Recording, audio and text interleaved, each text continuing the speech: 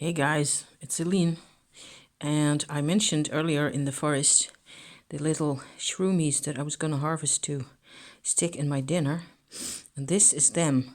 So these are not chanterelles; they are little. Did I find the name? Hygrophoropsis, I think, is the Latin name. They are not even related to chanterelles, but they look a lot like them, except when they get bigger. This is more or less the biggest of the lots that I've harvested. And they're about, what is that, an inch and a half in American money? I have no idea. Chanterelles actually grow bigger than these quite a bit. And these also do that, and when they do, there's full of worms. They smell really nice. You cannot really confuse them with anything else. Also, because the significant bit that you want to look for is these platelets down here, the gills of the shroom. They go down the stalk like that, and they're all the same nice pale yellow to slightly darker yellow color, and the stems get a bit darker after harvesting them. So these taste really good. They have quite a special mushroomy flavor. It's a bit different from the other types that we've had so far. It's certainly different from boletes. So as far as mushroom hunting goes at the moment, it's still the 19th of October. I'm home now with my harvest and my thrifting harvest, because I found, will you believe it, I actually found a second-hand deck and book combo in the thrift store. I'm so excited. It's I'm gonna unveil that tomorrow or the day after, depending on other things. So that was really neat. Otherwise, I'm quite completely knackered because I spent all afternoon in the forest, and it was exhausting and wonderful and amazing, and I had a really great time.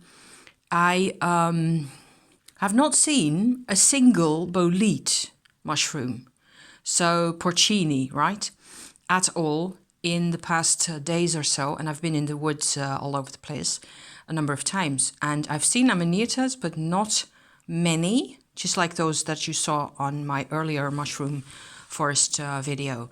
That was it, plus 2 or 3, different ones here and there. So it's still very early in the amanita season, and boletes and so on, and porcinis, 0. So I'm noticing this because also we've just had a new moon, and in my theory is that boletes actually do respond to the moon phases. And boletes and penny buns and porcinis and all those types of kinds that there are edible, that are really good, where the porcini are actually mushrooms that you can also dry quite well in the oven and dry them for later, and keep them that way. Those are, I think, mushrooms that respond to the to the waxing and full moon.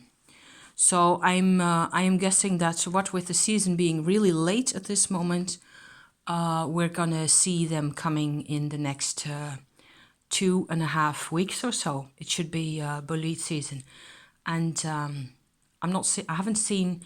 I think I've seen one very small beginning of a porcini mushroom at one location in a different forest from the one I was at, and we are going to be visiting that forest where there's loads of porcinis in the right kind of time, the right kind of season, probably in 2 weeks' time, because that'll be that's when I'm expecting them to be fruiting and coming out.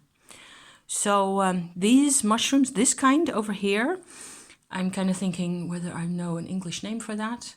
I will have to look it up and stick it in the description for you guys. I will have for my dinner. I had them yesterday, and as you could tell, I am thriving. So these are quite harmless, and you have to be careful, because in the forest there's actually locations where there's several kinds of little yellow caps like that sitting next to each other on the forest floor, and you have to make sure that they're this kind of a V shape. See?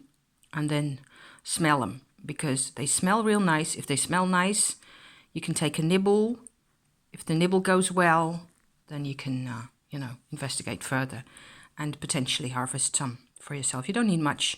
This is going to go on my tagliatelle tonight. So thank you for watching once more, and see you next time. Okay, bye bye for now.